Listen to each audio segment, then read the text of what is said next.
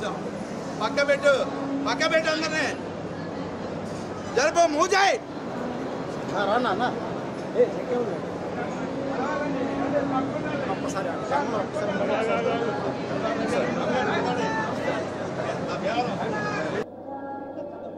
చాలా బాగా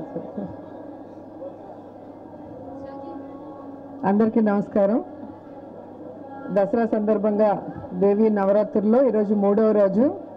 అమ్మవారు అన్నపూర్ణాదేవి అలంకరణలో చాలా అద్భుతంగా అందరికీ దర్శనం ఇవ్వటమే కాకుండా వచ్చే ప్రతి ఒక్కరికి, అలాగే ఇళ్ళల్లో కూర్చొని అమ్మని తలుచుకున్న ప్రతి ఒక్కరికి అమ్మ కృపా కటాక్షాలు మెండుగా ఉండాలని మనస్ఫూర్తిగా కోరుకుంటున్నాను.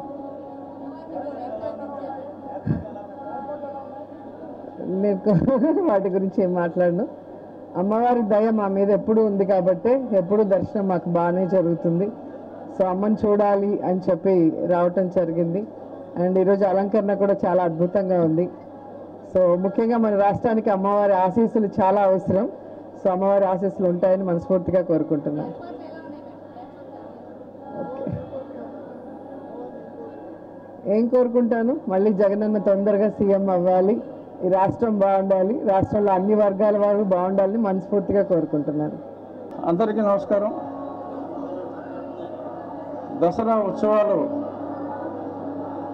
దేవాదాయ శాఖ మంత్రులు రామనారాయణ రెడ్డి గారి ఆధ్వర్యంలో కమిషనర్ ఎండోమెంట్స్ రామచంద్రమోహన్ గారు, టెంపుల్ ఈవో నాయక్ గారి నిరంతర పర్యవేక్షణలో భక్తులకు ఎటువంటి ఇబ్బంది లేకుండా చాలా సజావుగా ఏర్పాట్లన్నీ జరుగుతున్నాయి.